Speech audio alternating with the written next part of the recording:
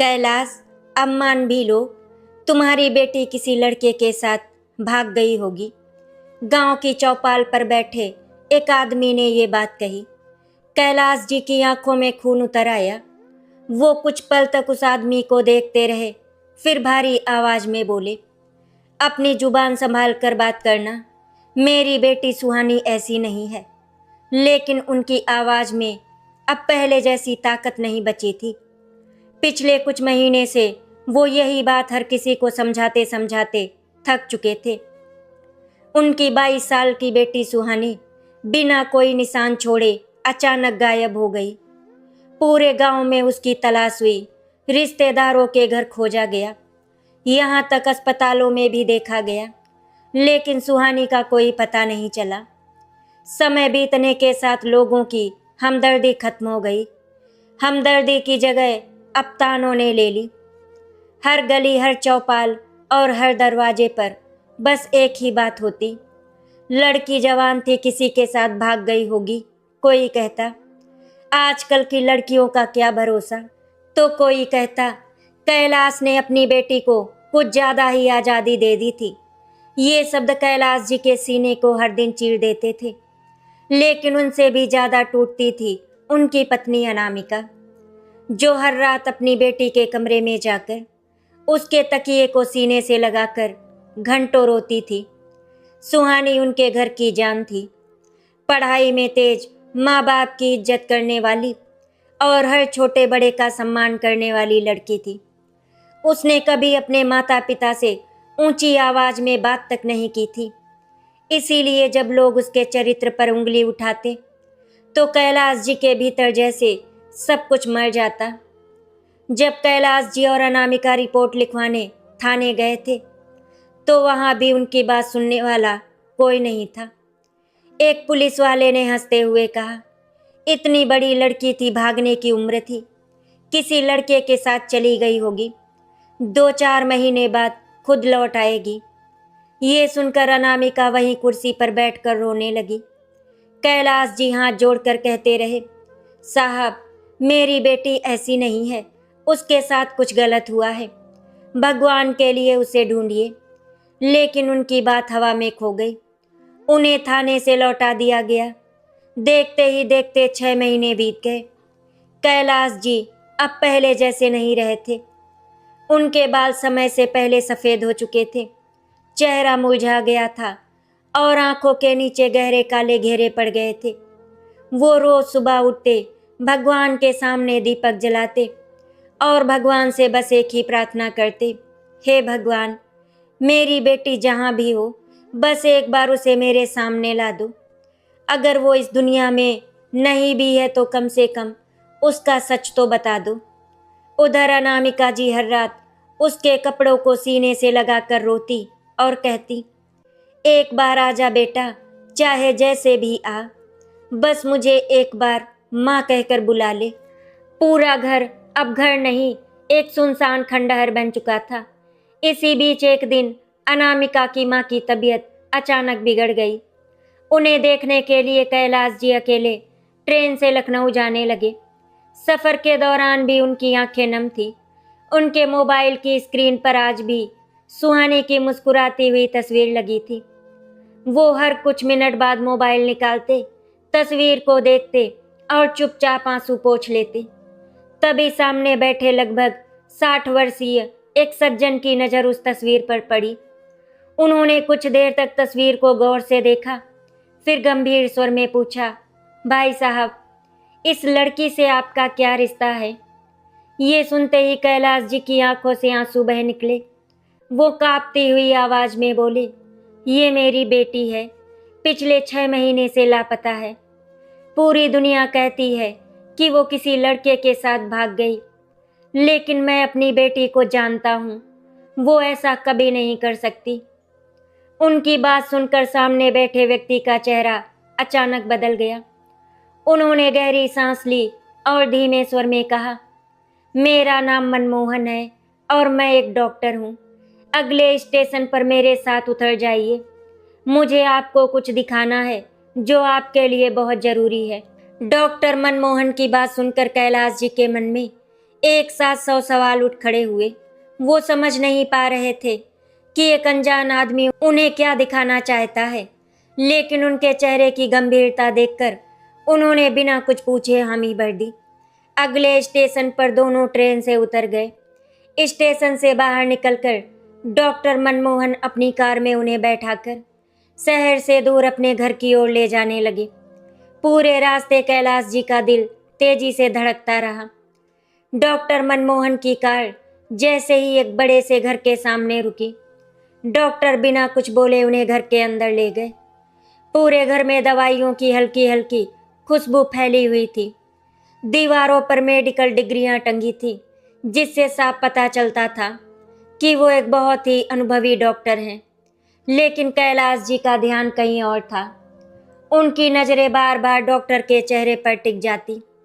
Doctor Manmohan ने धीरे से एक कमरे का दरवाजा खोला और इशारे से अंदर जाने को कहा। जैसे ही कैलाश जी ने कमरे में कदम रखा, उनकी नज़र सामने बिस्तर पर लेटी एक लड़की पर पड़ी। वो लड़की कोई और नहीं बल्कि उनकी लाडली बेटी सुहानी थी। उसकी पहचान करना भी मुश्किल हो रहा था। कभी गुलाब की तरह खिलने वाला चेहरा बिल्कुल पीला पड़ चुका था। पूरे शरीर पर गहरे घावों के निशान थे। दोनों हाथों पर सुइयों के निशान, चेहरे पर खरोंचे अभी भी थी।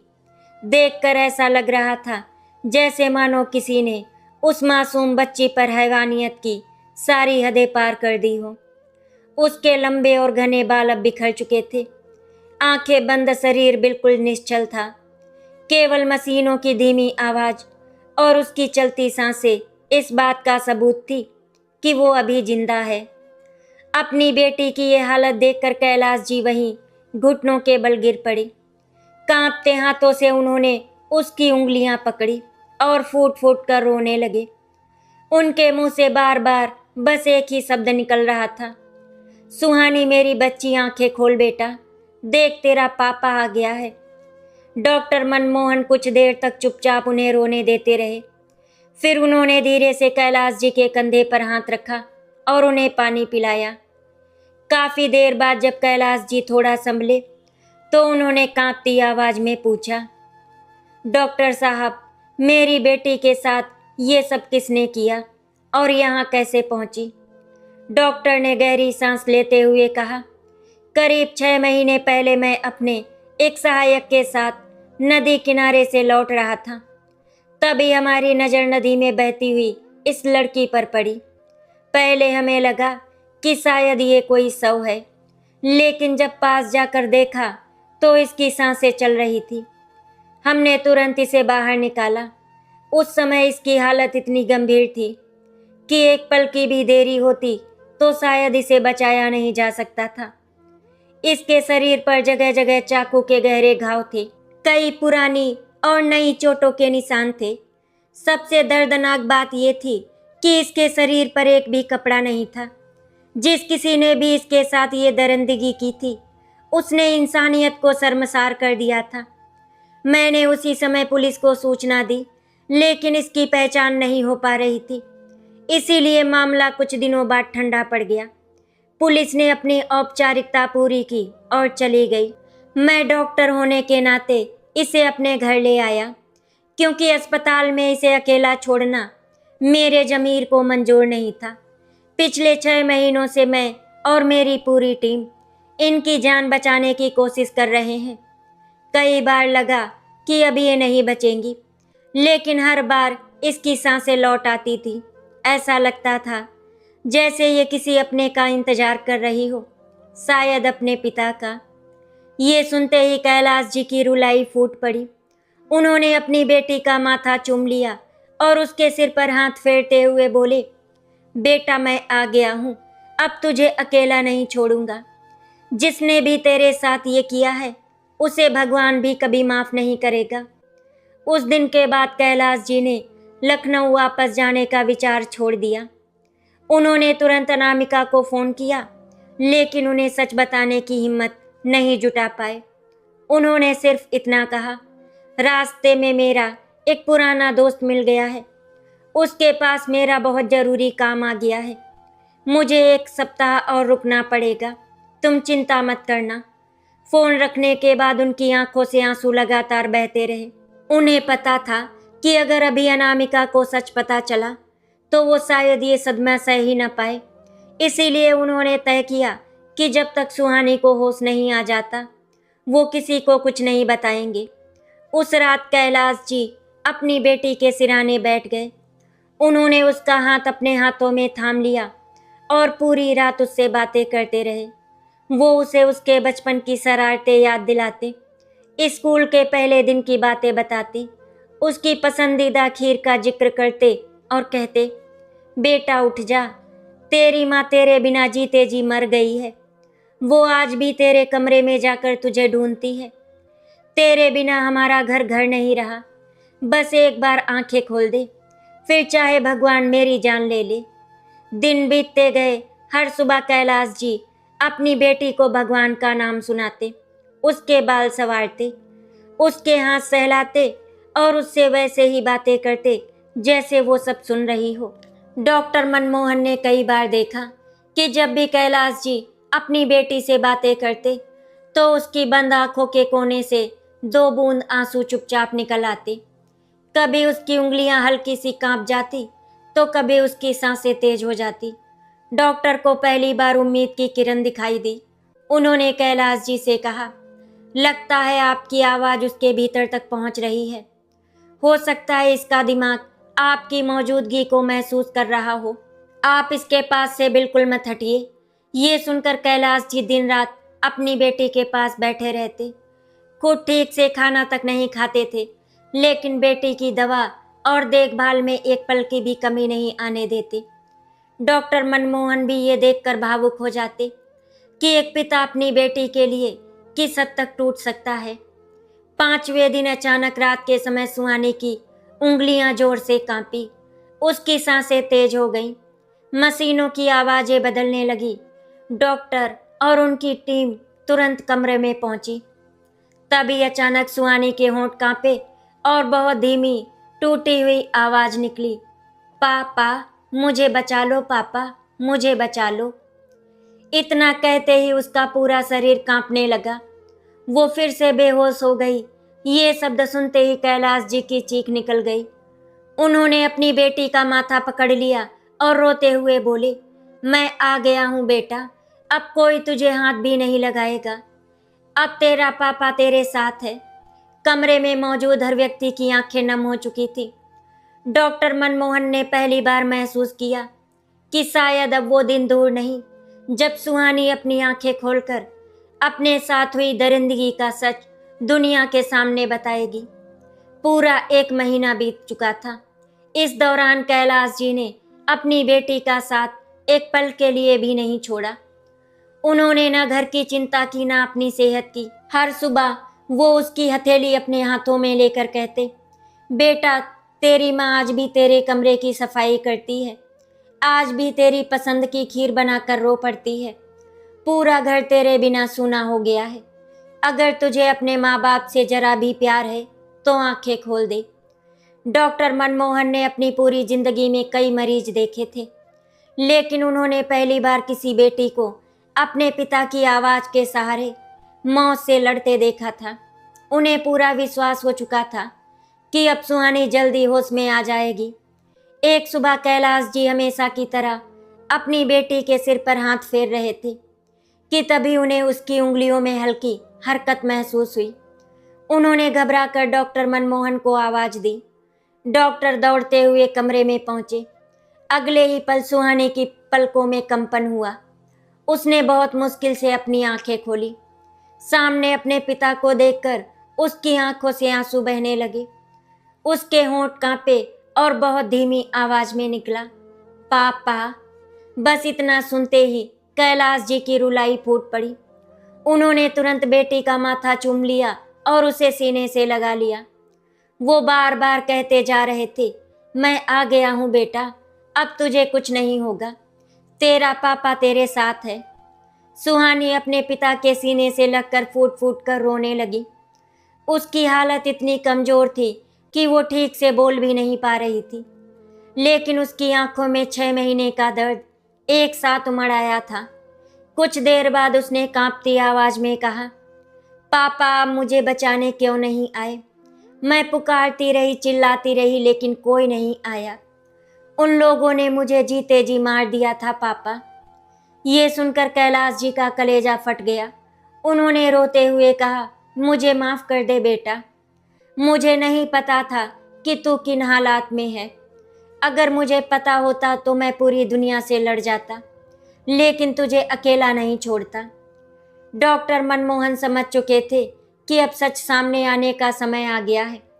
उन्होंने पुलिस और अदालत में सबूत के तौर पर रखने के लिए अपने मोबाइल का कैमरा चालू कर दिया। उन्होंने बड़े प्यार से कहा, बेटा जितना बता सकती हो उतना बताओ, किसी बात का डर मत रखना, अब तुम्हारे पापा तुम्हारे साथ हैं। सुहानी ने गहरी सांस ली। उसके चेहरे पर दर्द साफ दिखाई दे रहा था। उसने कांपती आवाज में कहना शुरू किया, उस दिन मैं कॉलेज से घर लौट रही थी। रास्ते में सरपंच के बेटे हरीश ने मुझे रोक लिया। उसने पहले भी कई बार मुझे परेशान किया था, लेकिन मैंने कभी किसी से कुछ नहीं कहा, क्योंकि मैं नहीं चाहती थी कि मेरे पापा किसी मुसीबत में पड़े। उस दिन उसने मेरे सामने शादी का प्रस्ताव रखा। मैंने साफ मना कर दिया। मैंने कहा, मुझे अभी पढ़ाई करनी है और मैं उससे कोई रिश्ता नहीं रखना चाहती। मेरी बात सुनते ही उसका चेहरा बदल गया। उसने गुस्से में कहा, अगर तू मेरी नहीं होगी तो किसी की भी नहीं होगी। मैं डर गई और वहां से भागने लगी, लेकिन तभी उसके दो दोस्त पीछे से आए। उन्होंने मेरा मुंह दबा दिया।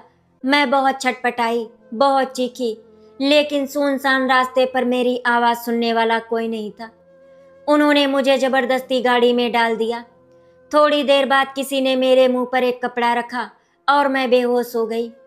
कमरे में सन्नाटा छा गया। कैलाश जी की आंखों से लगातार आंसू बह रहे थे। सुहानी ने खुद को संभालते हुए कहा, जब मुझे होश आया तो मैं एक बंद पड़े गोदाम में थी। मेरे हाथ पैर रस्सियों से बंधे हुए थे। पूरा कमरा अंधेरे में डूबा था। मैं बहुत डर गई थी। मैंने उनसे मुझे छोड़ देने की भीख मांगी, लेकिन उन्हें मुझ पर बिल्कुल भी तरस नहीं आया। अगले दिन हरीश अपने उन्हीं दोस्तों के साथ आया। तीनों ने बहुत शराब पी रखी थी। उन्होंने मेरी एक बात भी नहीं सुनी। मैं रोती रही, हाथ जोड़ती रही, लेकिन उन लोगों के दिल पत्थर बन चुके थे। उन्होंने मेरे साथ ऐसी दरिंदगी की जिसे याद करके आज भी मेरी रूह कांप जाती है। 5 दिनों तक उन्होंने मुझे उसी गोदाम में बंद रखा। मुझे ठीक से खाना भी नहीं दिया। जब भी मैं बेहोश होती, मुझ पर पानी डालकर मुझे फिर होश में लाते और मुझे दोबारा दर्द देते। मैं हर पल सिर्फ आपको और माँ को याद करती रही।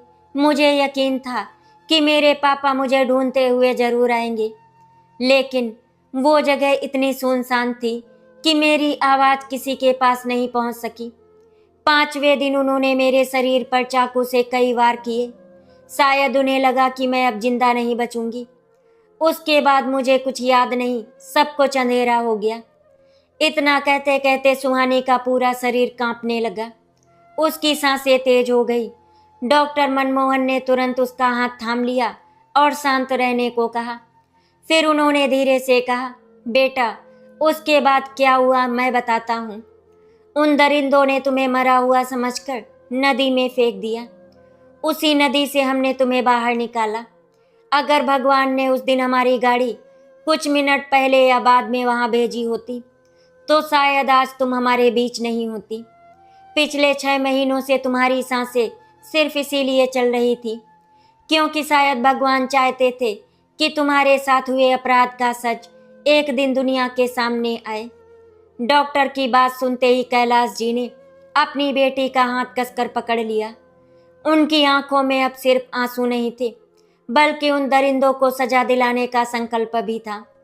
उन्होंने मन ही मन कसम खाई कि चाहे पूरी दुनिया उनके खिलाफ क्यों न हो जाए, लेकिन वो अपनी बेटी को इंसाफ दिलाकर ही दम लेंगे। सुहानी अपने पिता के कंधे पर सिर रखकर चुपचाप रोती रही।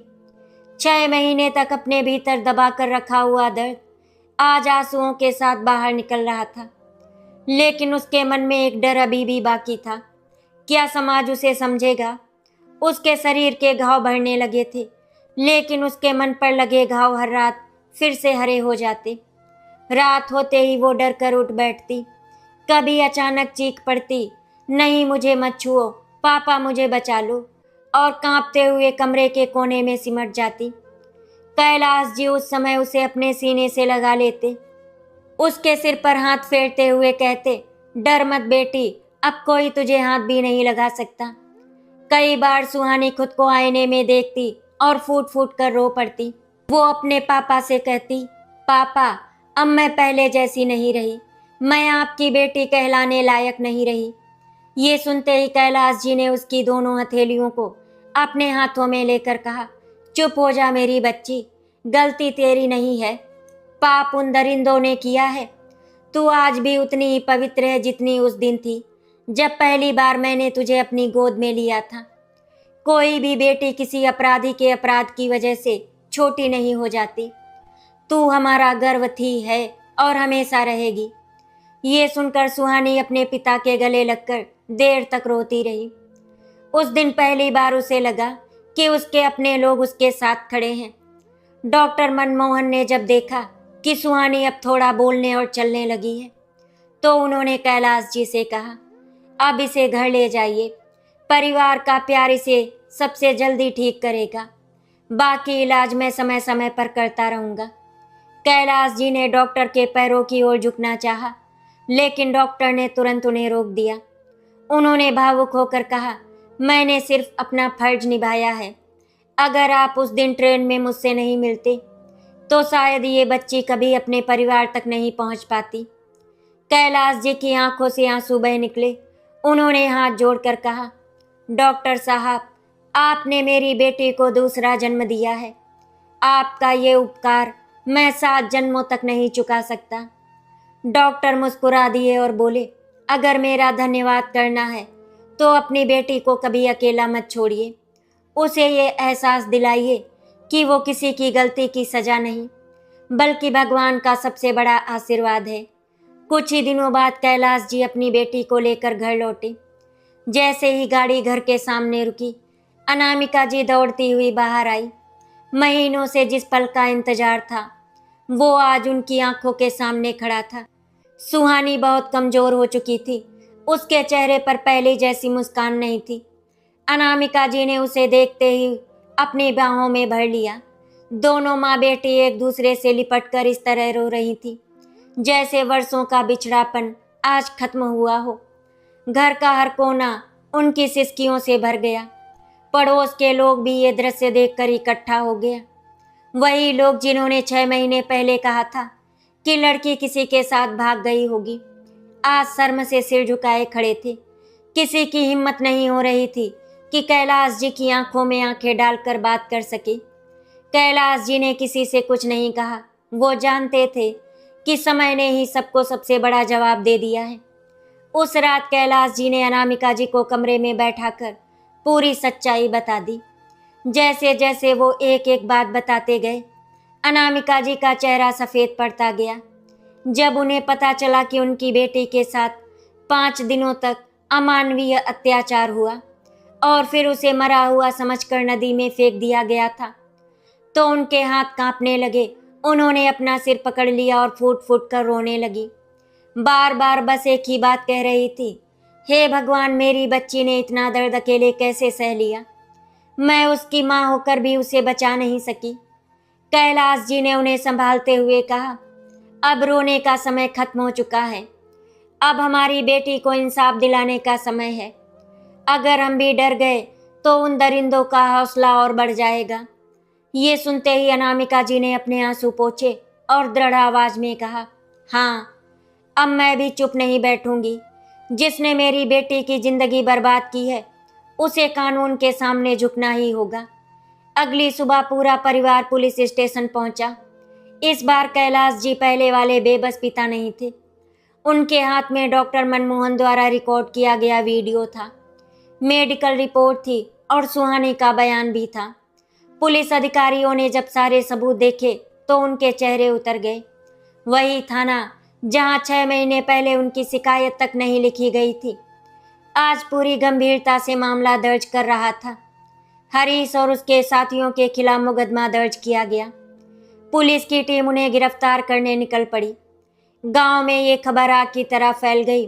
सरपंच जी, जो कभी चौपाल में बैठकर कैलाश जी को ताने देते थे कि तुम्हारी बेटी किसी लड़के के साथ भाग गई, जब उन्हें पता चला कि उनकी अपनी औलाद ने ऐसा घिनौना अपराध किया है, तो उनके पैरों तले जमीन खिसक गई। उन्हें पहली बार एहसास हुआ किसी पर बिना सच जाने उंगली उठाना कितना बड़ा पाप होता है। उनकी आंखों के सामने अपने बेटे का बचपन घूमने लगा, लेकिन अब बहुत देर हो चुकी थी। सच उनके दरवाजे तक पहुंच चुका था और अब उससे बचना संभव नहीं था। उधर सुहानी अपने कमरे की खिड़की के पास बैठी दूर आसमान को देख रही थी। उसके मन में एक ही सवाल बार बार उठ रहा था, क्या उसे कभी फिर से सामान्य जीवन मिलेगा? क्या लोग उसे सम्मान की नज़र से देखेंगे? तभी पीछे से कैलाश जी उसके पास आए, उसके सिर पर हाथ रखा और बोले, बेटा, दुनिया कुछ भी कहे लेकिन तू सिर उठाकर जिएगी। शर्म तुझे नहीं, उन अपराधियों को आनी चाहिए। तू टूटी नहीं है, तू लड़कर वापस लौटी है और अब तेरा पापा हर कदम पर तेरे साथ खड़ा रहेगा। ये सुनकर सुहानी की आंखों से आंसू बह निकले। सुहानी के बयान के बाद पूरे जिले में हलचल मच गई। गांव के लोग भी अब धीरे धीरे जान चुके थे। जो लोग 6 महीने पहले चौपाल पर बैठकर कैलाश जी की बेटी को बदनाम कर रहे थे, वही लोग आज शर्म से सिर झुकाकर एक दूसरे का चेहरा देख रहे थे। हर गली में बस एक ही चर्चा थी, हमने बिना सच जाने एक बाप और उसकी बेटी पर कितना बड़ा इल्जाम लगा दिया। कई औरतें अनामिका जी के घर पहुंची, उनकी आंखों में पछतावा था। किसी ने हाथ जोड़कर माफी मांगी तो किसी ने रोते हुए कहा, बहन हमें माफ कर दो, हमने भी लोगों की बातों में आकर तुम्हारी बेटी को गलत समझ लिया। अनामिका जी ने सिर्फ इतना कहा, जब किसी की बेटी अचानक गायब हो जाए तो उस पर इल्जाम लगाने से पहले उसे ढूंढने की कोशिश करना, शायद किसी और माँ की गोद उजड़ने से बच जाए। उनकी ये बात सुनकर वहां खड़े हर व्यक्ति की आंखें नम हो गईं। उधर सरपंच जी के घर का माहौल पूरी तरह बदल चुका था। जिस बेटे पर उन्हें सबसे ज्यादा गर्व था, आज उसी के नाम से उन्हें घृणा होने लगी थी। जब पुलिस उनके घर पहुंची और हरीश को गिरफ्तार करने लगी, तब पहली बार सरपंच जी ने अपने बेटे की आंखों में देखा। हरीश बार बार अपने पिता से कह रहा था, पिताजी मुझे बचा लीजिए, मैं आपका बेटा हूँ, आप चाहे तो पूरा मामला दबा सकते हैं। लेकिन सरपंच जी की आंखों से आंसू बह रहे थे। उन्होंने भारी आवाज में कहा, जिस दिन मैंने कैलाश की बेटी पर बिना सच जाने शक किया था, उसी दिन भगवान ने मेरी परीक्षा लिख दी थी। मुझे लगा था मेरा बेटा कभी गलत नहीं हो सकता, लेकिन आज तूने मेरा सिर शर्म से झुका दिया। तूने सिर्फ एक बेटी की जिंदगी नहीं उजाड़ी, बल्कि मुझे भी जीते जी मार दिया। अगर आज भी मैं तुझे बचाने की कोशिश करूं, तो मैं भी तेरे अपराध में बराबर का भागीदार बन जाऊंगा। इतना कहकर उन्होंने खुद पुलिस से कहा, इसे ले जाइए, कानून जो सजा देगा वही इसके लिए सबसे सही होगी। आज से मेरा इससे कोई रिश्ता नहीं। ये सुनते ही हरीश के पैरों तले जमीन खिसक गई। जिसे अपने पिता की ताकत पर सबसे ज्यादा घमंड था, आज उसी पिता ने न्याय का साथ चुना था। कुछ ही दिनों में अदालत में सुनवाई शुरू हुई। डॉक्टर मनमोहन ने अदालत में खड़े होकर पूरी घटना बताई कि किस तरह उन्होंने नदी से सुहानी को निकाला था और कई महीनों तक उसका इलाज किया। मेडिकल रिपोर्ट ने भी साफ कर दिया कि उसके साथ गंभीर अत्याचार हुआ था। अदालत में जब सुहानी का वीडियो बयान चलाया गया, तो वहां मौजूद कई लोगों की आंखों से आंसू निकल पड़े। कैलाश जी अपनी बेटी का हाथ थामे पूरे समय उसके साथ खड़े रहे। जब भी सुहानी की आवाज कांपती, कैलाश जी उसकी ओर देखकर कहते, डर मत बेटा, सच कभी हारता नहीं। उनकी ये बात सुनकर सुहानी को भी हिम्मत मिलती रही। दूसरी ओर हरीश और उसके साथी सिर झुकाए खड़े थे। अब उनके पास अपने अपराध से बचने का कोई रास्ता नहीं बचा था। अदालत ने सभी सबूतों और गवाहों को सुनने के बाद उन्हें कठोर सजा सुनाई। फैसला सुनते ही अदालत में सन्नाटा छा गया। कैलाश जी और अनामिका जी की आंखों से आंसू बह निकले, लेकिन ये आंसू हार के नहीं बल्कि इस संतोष के थे कि उनकी बेटी की आवाज़ आखिरकार सुनी गई। सुहानी अभी भी पूरी तरह सामान्य नहीं हो पाई थी। उसे अब भी रातों में डरावने सपने आते थे। अनामिका जी हर बार उसे सीने से लगा लेती और कहती, बेटा बीता हुआ दर्द कभी नहीं मिटता, लेकिन अपने लोगों का साथ उसे सहने की ताकत जरूर दे देता है। तू अकेली नहीं है, हम दोनों तेरे साथ हैं। धीरे धीरे सुहानी ने फिर से पढ़ाई शुरू कर दी। कॉलेज जाने से पहले उसके कदम कांप रहे थे। उसे डर था कि लोग उसे देखकर फुसफुसाएंगे, उसका मजाक उड़ाएंगे या उसे दया की नज़रों से देखेंगे। लेकिन जब वो कॉलेज पहुंची तो उसकी कुछ सहेलियां दौड़कर उसके गले लग गईं। उनकी आंखों में आंसू थे, लेकिन उन आंसुओं में अपनापन था। पहली बार सुहानी को लगा कि दुनिया में अभी भी अच्छे लोग मौजूद हैं। कुछ समय बाद कॉलेज में छात्राओं की सुरक्षा और समाज की सोच पर एक विशेष कार्यक्रम रखा गया। प्राचार्य ने सुहानी से मंच पर आकर कुछ शब्द कहने का आग्रह किया। पहले तो उसने मना कर दिया, लेकिन कैलाश जी ने उसका हाथ पकड़कर कहा, बेटा, अगर तेरी आवाज़ से एक भी परिवार की सोच बदल गई तो समझना तेरे दर्द का एक बड़ा उद्देश्य पूरा हो गया। सुहानी कांपते कदमों से मंच पर पहुंची। पूरा हॉल बिल्कुल शांत था। उसने माइक्रोफोन पकड़ा, कुछ पल तक अपनी आंखों के आंसू रोके और फिर बोली, मेरा नाम सुहानी है। कुछ महीने पहले मैं अचानक गायब हो गई थी। मेरे माँ बाप मुझे हर जगह ढूंढ रहे थे, लेकिन समाज ने मुझे ढूंढने के बजाय मेरे चरित्र का फैसला सुना दिया। किसी ने नहीं पूछा कि शायद मेरे साथ कुछ गलत हुआ होगा। सबने मान लिया कि मैं किसी के साथ भाग गई। आज मैं आप सबसे एक बात कहना चाहती हूँ। हर लड़की घर से भागती नहीं है, कई बार वो किसी अपराध का शिकार होती है। इसीलिए अगली बार जब किसी बेटी के बारे में ऐसी खबर सुने तो उस पर उंगली उठाने से पहले उसे ढूंढने की कोशिश कीजिए। उसके माँ बाप का हाथ पकड़िए, क्योंकि उन्हें तानों की नहीं, सहारे की जरूरत होती है। ये कहते कहते उसकी आवाज़ भर्रा गई। पूरे हॉल में बैठे लोग खड़े होकर तालियां बजाने लगे। कई लोगों की आंखों में आंसू थे। उस दिन सुहानी सिर्फ अपनी कहानी नहीं सुना रही थी, बल्कि उन अनगिनत बेटियों की आवाज़ बन चुकी थी, जिन्हें समाज बिना सच जाने दोषी ठहरा देता है। कार्यक्रम के बाद कई लोग कैलाश जी के पास आए, वही लोग जिन्होंने कभी चौपाल पर बैठकर उनकी बेटी पर सवाल उठाए थे, आज उनके सामने हाथ जोड़कर खड़े थे। एक बुजुर्ग ने रोते हुए कहा, कैलाश, हमें माफ़ कर दो, हमने तुम्हारा दर्द समझने की कोशिश ही नहीं की। हम भी उन लोगों में शामिल थे जिन्होंने तुम्हारी बेटी पर इल्ज़ाम लगाया। आज समझ आया कि शब्दों के घाव कितने गहरे होते हैं। कैलाश जी ने उनकी ओर देखा और शांत स्वर में बोले, मैंने आपको बहुत पहले माफ़ कर दिया था, लेकिन एक वादा कीजिए, अगर कल किसी और की बेटी गायब हो जाए तो उसे बदनाम मत कीजिए। उसे ढूंढने में उनका साथ दीजिए। वहाँ मौजूद हर व्यक्ति ने सिर झुकाकर ये वादा किया। उस दिन पूरे गांव ने मानो अपनी सोच बदलने की कसम खा ली। सरपंच भी वहाँ मौजूद थे। उनका चेहरा शर्म और पश्चाताप से झुका हुआ था। उन्होंने मंच पर आकर सबके सामने कहा, मैंने अपनी ताकत के घमंड में एक बेगुनाह बेटी और उसके पिता को अपमानित किया। भगवान ने मुझे उसी गलती की सबसे बड़ी सजा दी। आज मैं पूरे गांव से कहता हूँ कि किसी भी बेटी के बारे में बिना सच जाने कभी फैसला मत करना। धीरे धीरे सुहानी ने अपनी पढ़ाई पूरी की।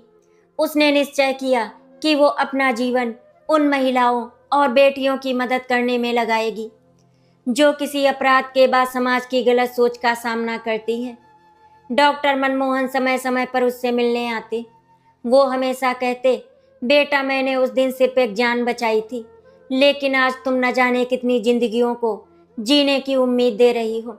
सुहानी उनके चरण छूती और कहती, अगर उस दिन आप मुझे नदी से बाहर ना निकालते तो मैं आज यहाँ पर नहीं होती। आप मेरे लिए भगवान का भेजा हुआ फरिश्ता हैं। डॉक्टर मुस्कुरा देती, लेकिन उनके मन में भी अपनी बेटी जैसी उस बच्ची के लिए गर्व भर जाता। एक शाम कैलाश जी अपने घर के आंगन में बैठे थे। सूरज ढल रहा था। सामने सुहानी और अनामिका जी हंसते हुए पौधों में पानी डाल रही थी। महीनों बाद उस घर में फिर से हंसी गूंज रही थी। कैलाश जी की आंखें नम हो गईं। उन्होंने आसमान की ओर देखकर भगवान का धन्यवाद किया और मन ही मन कहा, मेरी बेटी टूटी नहीं, वो पहले से भी ज़्यादा मजबूत होकर लौटी है। तभी सुहानी उनके पास आई, उनके कंधे पर सिर रखकर बोली, पापा आपने मेरा साथ नहीं छोड़ा, इसीलिए मैं आज जिंदा हूँ। अगर उस दिन आप भी लोगों की बातों पर विश्वास कर लेते तो शायद मैं कभी वापस नहीं आ पाती। कैलाश जी ने अपनी बेटी के सिर पर हाथ फेरते हुए कहा, बेटा दुनिया कुछ भी कहे लेकिन एक पिता अपनी बेटी को सबसे अच्छी तरह जानता है। मुझे हमेशा पता था कि मेरी बेटी गलत नहीं हो सकती। उस दिन के बाद जब भी गांव में किसी लड़की के बारे में कोई अफवाह फैलती तो लोग एक दूसरे से सिर्फ एक ही बात कहते, बिना सच जाने किसी बेटी के चरित्र पर उंगली मत उठाओ, क्योंकि हर लड़की घर से भागती नहीं है। आशा करती हूँ आपको हमारी कहानी अच्छी लगी होगी। अगर आपको हमारी कहानी अच्छी लगी तो वीडियो को लाइक एंड शेयर करें, चैनल को सब्सक्राइब करें। वीडियो देखने के लिए आप सभी का बहुत बहुत धन्यवाद।